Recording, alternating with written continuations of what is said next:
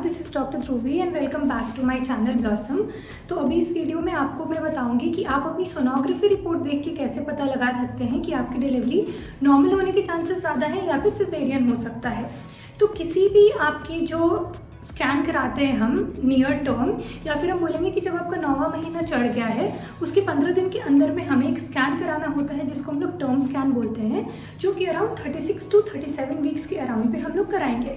अब ये स्कैन कराने के बाद हमें देखना क्या है, तो पहला हमें ये देखना है कि जो बच्चे की हेड है उसकी पोजीशन क्या है। तो आपने बच्चे की हेड की पोजीशन देखी, तो अगर आपके बच्चे की हेड की पोजीशन नीचे है तो इसको हमारी टर्म्स में सिफेलिक बोला जाता है। तो अगर सिफेलिक है तो चांसेस बहुत ही ज़्यादा बढ़ जाती हैं कि आपकी नॉर्मल डिलीवरी होगी। पर यही अगर आपके स्कैन में ब्रीच दे रखा है या तो ट्रांसवर्स लाई दे रखा है। ब्रीच का मतलब है कि बच्चे का सर ऊपर है और पाँव नीचे है, और ट्रांसवर्स का मतलब आपका बच्चा ऐसे आ रहा है, तो इसमें जो है नॉर्मल डिलीवरी होने के चांसेस नहीं के बराबर ही होता है। ट्रांसवर्स में तो हम ट्राई ही नहीं कर सकते हैं। हाँ, ब्रीच में बच्चे का वजन देखते हुए, सब कुछ देखते हुए फिर भी माना जा सकता है कि एक बार हम नॉर्मल डिलीवरी की ट्राई करें। पर अगर सिफेलिक है तो चांसेस सबसे ज़्यादा होते हैं कि आपकी नॉर्मल डिलीवरी की जा सकती है। दूसरा, हम लोग प्लेसेंटा की पोजीशन देखते हैं। तो प्लेसेंटा की पोजीशन नीचे के सेगमेंट में है या ऊपर के सेगमेंट में है, सबसे पहले तो हम ये देखेंगे। तो अगर लो लाइन प्लेसेंटा है या प्लेसेंटा प्रीविया है, मतलब आपका जो प्लेसेंटा है वो नीचे है, तो इसमें नॉर्मल डिलीवरी के चांसेस बहुत ही कम होते हैं क्योंकि ब्लीडिंग बहुत ही ज़्यादा होने की संभावना रहती है। पर अगर आपका प्लेसेंटा ऊपर है, फंडल है या तो लैटरल है, तो इन सारे केसेस में जो है डिलीवरी के चांसेस, नॉर्मल डिलीवरी के चांसेस बहुत ही ज़्यादा बढ़ जाती हैं। तीसरा पॉइंट हुआ आपका बच्चे के अराउंड, जो कभी कभी हम देखते हैं स्कैन में लूप ऑफ कॉर्ड दिया हुआ रहता है।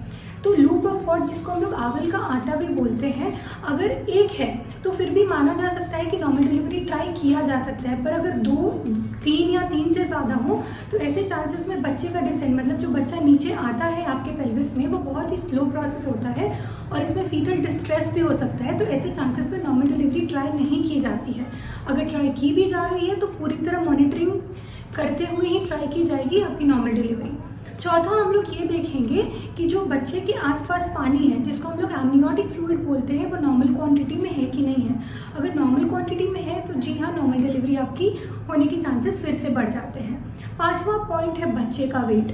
अगर बच्चे का वेट 2.5 to 3.5 kg के बीच में है, जो कि एक एडिक्वेट वेट माना जाता है बच्चे का, तो इसमें नॉर्मल डिलीवरी होने की संभावना बहुत ज़्यादा बढ़ जाती है। अगर 2.5 से कम का बच्चा हो तो 2 टाइप का हो सकता है। एक तो कॉन्स्टिट्यूशनली स्मॉल या तो IUGR हो सकता है। तो अगर IUGR बच्चा है, अगर हम नॉर्मल डिलीवरी बहुत बार ट्राई करते हैं तो इसमें ये होता है कि बच्चे के डिस्ट्रेस में जाने के चांसेस बहुत ज़्यादा होते हैं। और अगर 3.5 किलो से ज़्यादा का बच्चा है तो भी डिलीवरी होने में थोड़ी सी प्रॉब्लम आ सकती है। तो यही सारे पॉइंट्स आप अपने स्कैनिंग में देख के पता लगा सकते हैं कि आपकी नॉर्मल डिलीवरी होगी कि सिजेरियन सेक्शन होगा। और हमेशा यही नहीं कि कहा जा सकता कि अगर पहले आपकी नॉर्मल डिलीवरी हुई है तो इस बार भी आपकी नॉर्मल डिलीवरी ही होगी, क्योंकि बहुत बार ऐसा होता है कि पहले डिलीवरी में जो बच्चा था वो 2.5 किलो का था, 3 किलो का था, पर इस बार बच्चा 4.5 किलो का है या उससे ज़्यादा का है। तो बहुत केसेस में तो नॉर्मल डिलीवरी हो जाती है, पर बहुत केसेस में ऐसा होता है कि बच्चे का डिसेंट, मतलब नीचे एक पॉइंट पे आके बच्चा नीचे की तरफ आना बंद कर देता है। तो पिछली नॉर्मल डिलीवरी होना इस चीज़ की संभावना को तो बढ़ाता है कि आगे नॉर्मल डिलीवरी होगी, पर 100% गारंटी नहीं देता है। आई होप आपको मेरी ये वीडियो अच्छी लगी। If you like my video then please do subscribe to my channel and thank you for watching till now.